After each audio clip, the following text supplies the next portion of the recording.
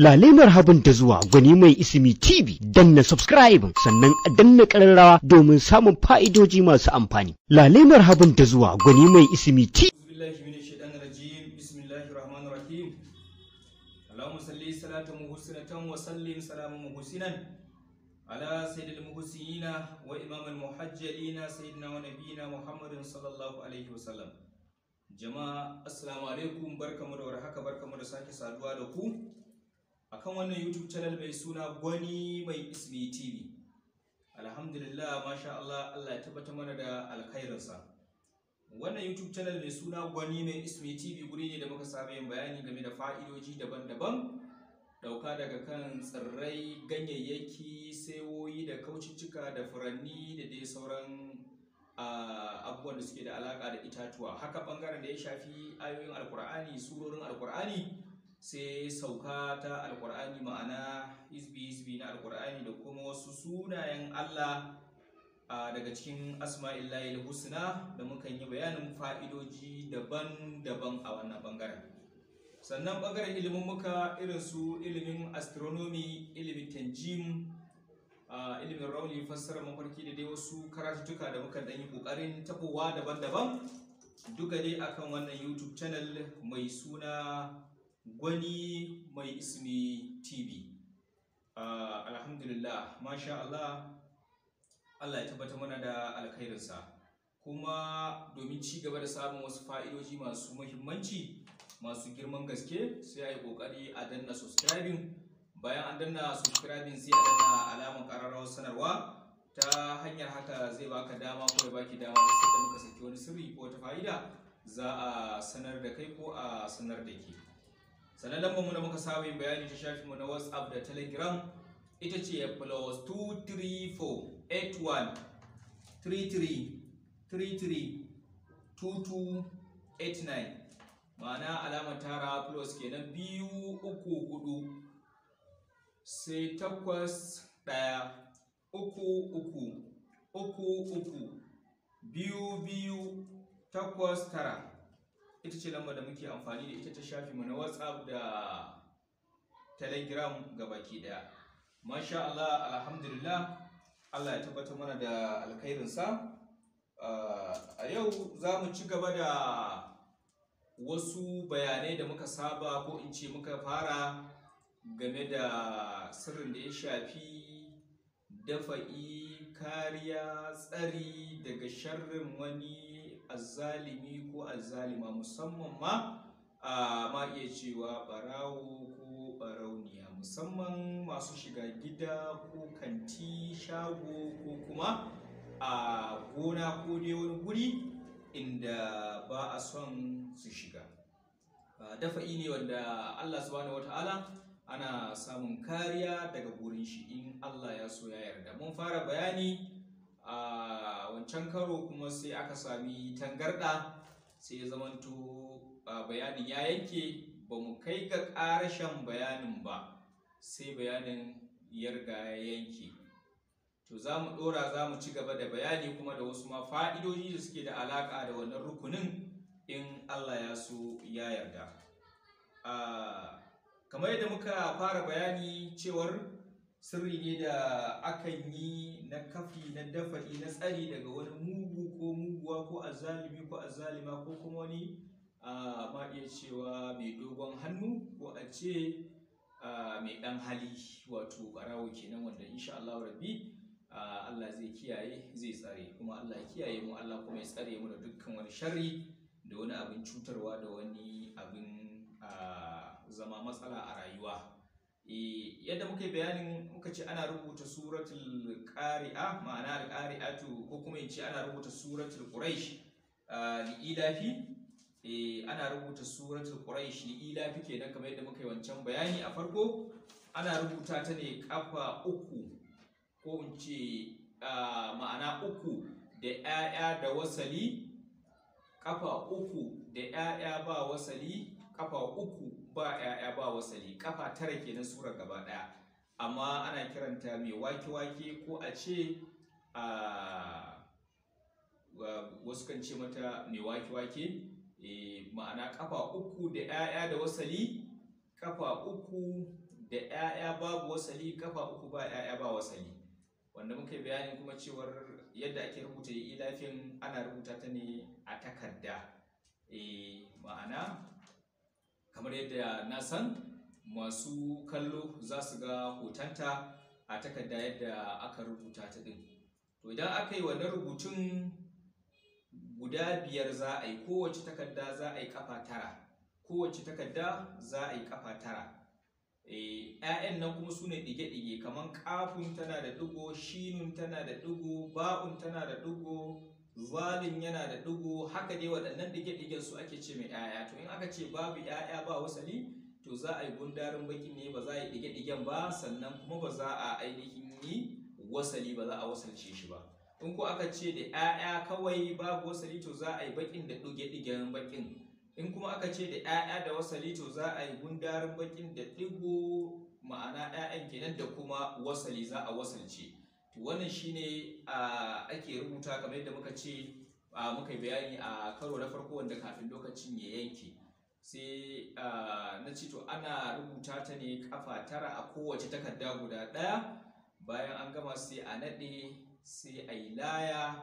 Bayan an yi laya sai a sami waɗannan kwalabe kamar yadda ne bayani a baya guda 5. To in aka samu waɗannan kwalabe, to sai a ainihin daka barkono, wanda wasu kan kira shi da tonka, wasu su ce mishi yaji, wasu su kira shi da barkono, wasu ce mishi tashi.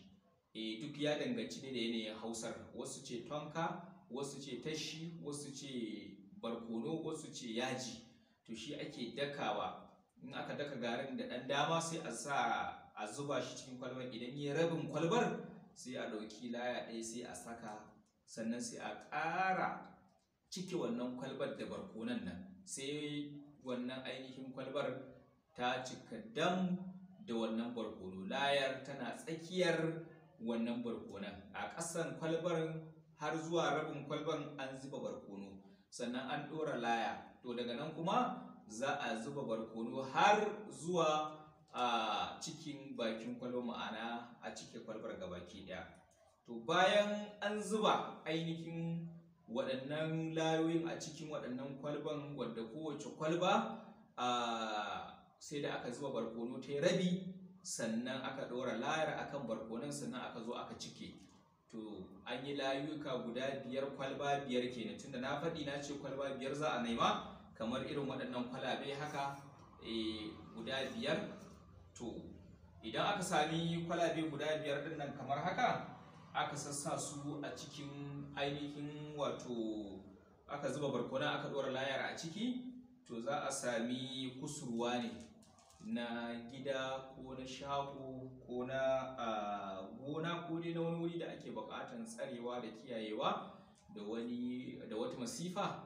To sai a ainihin binne, sai a ainihin binne, ma'ana za a binne gabas, kudu, arewa. Kusurwoyin gidan ko kusurwoyin shago ko kusurwoyin gonan guda 4 za a binne, sannan sai a kuma haƙa tsakiyar gidan ko kuma tsakiyar wato gonar ko tsakiyar shagon, shi ma nan za a iya ainihin binnewa, sai a sa su sai a binne. Bayan an binne sai a zo ainihin gida, sai a zo gida sai a karanta li'ilafi. Gabas za a karanta ta kafa 1400 da kafa 1111 gabas kenan ai kasha. Sannan sai a koma kudu sai a karanta ta gabas yamma kai, sai a koma yamma sai a karanta ta 1111. Sannan sai a koma kudu a karanta 1111, sai a koma arewa sai a karanta 1111. Sannan sai a kuma tsaya a tsakiya, ma'ana tsakiyar ɗaki, idan a ɗaki ake aikin kenan.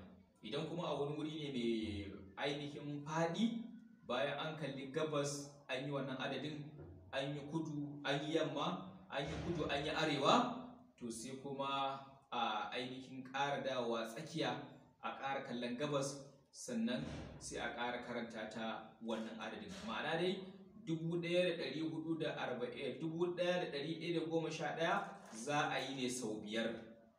Za a yi sau biyar shine zai baka 5,555 adadin ta kenan 5,555. to wannan bayan an kammala wannan adadi sai a yi sadaka. Idan Allah ya hore mutum yana da abin da zai dafa abinci ne, ko kuma za a yi walima ne, ko za a yi yanka ne, dukan Allah ba da dama sai a yi. Insha Allah rabbi duk wata masifa ko wani bala'i Allah zai kiyaye, Allah zai kare.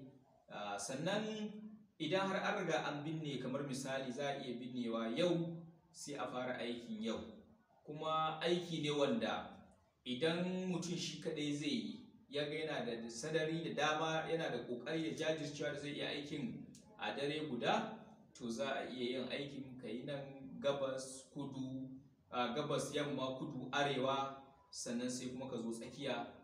Ya danganta, illa iyaka kana iya duk inda za ka zauna ka raba gurin kusurwa hudu, ya zamanto ka ba gabas, ka yi kudu, ka yi arewa, ka yi yamma, gabas yamma kudu arewa, sannan kuma ka yi a tsakiya.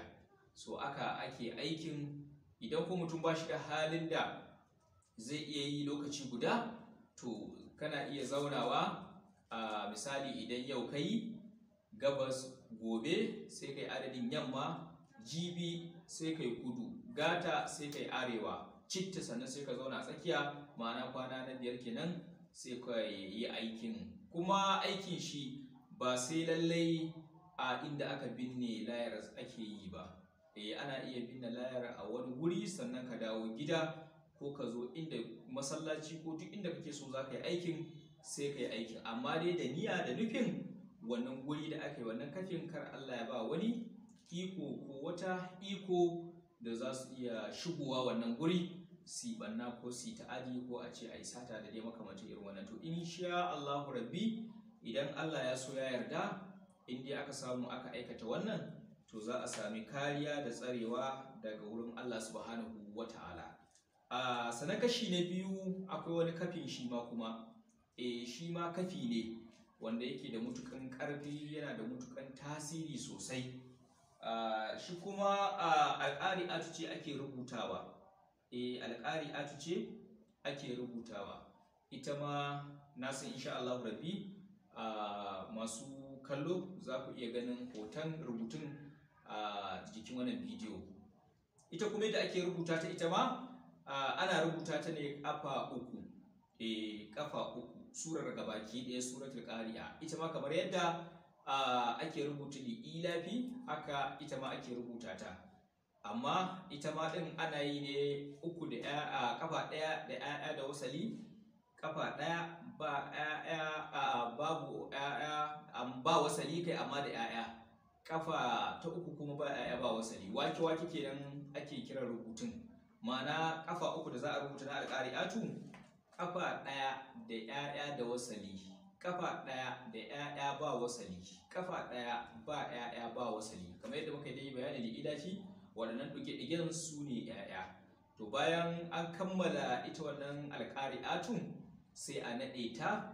Idan aka naɗe ta, sai a sami kan baƙin maciji, kan baƙin maciji, sai a buɗe wannan kan nasa, sai a tura wannan layar a ciki, sai a naɗe da baƙin zare.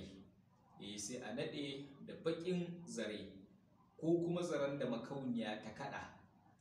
Ko baƙin zare, ko in zai yi wahala zaren da makauniya ta kaɗa, sai a samu baƙin zare, sai a naɗe wannan kai, sannan sai a saka ita layar a cikin kwalba kamar wannan haka. Bayan an saka layar a cikin kwalba, sai a rufe. Ita ba a zuba barkono, ba a sa komai. Wannan kan shi za a saka a cikin kwalba, sai a binne a tsakiyar gida, sai a binne a tsakiyar gida. Bayan an binne, sai a zo a karanta alƙari'atun 12,000, sannan sai a ainihin yi sadaka. Ya danganta da abin da Allah ya hore. In yanka ne mutum yana da hali sai a yi. Wannan shi ma kafi ne mujarrabi mai ƙarfin gaske, wanda shi ma na da ilafin dukkan su mujarrabai ne masu karfin gaske insha Allah rabbi. Duk wanda Allah ya ba iko ya jaraba in Allah ya so yarda za a samu tsari da kiyayewa daga Allah subhanahu wataala da dukkan wani sharrin mugu ko muguwa ko azzalimi ko azzalima ko wani barawo ko barauniya da nufin ya shiga wannan gida ko wannan shago ko wannan kanti ko kuma wannan gona don ya cutar ko ya ainihin illatar ga ainihin mutum, musamman ga wannan arziki ko amfanin da ke cikin wannan guri. To insha Allah rabbi za mu ci gaba da wasu fa'idojin, a dai ci gaba da kasancewa tare da mu akan wannan YouTube channel mai suna Gwani Mai Ismi TV domin samun wasu fa'idoji masu girman gaske da wasu asrar da wasu karatuttuka masu matukan tasiri. Musamman in baka danna ba ko baki danna ba sai a yi kokari a danna subscribing. Bayan an danna subscribing sai a danna alamar ƙararrawar sanarwa, wanda ta hanyar haka zai baka dama ko ya baki dama duk sadda muka saki wani sirri ko wata fa'ida za a sanar da kai ko a sanar da ke.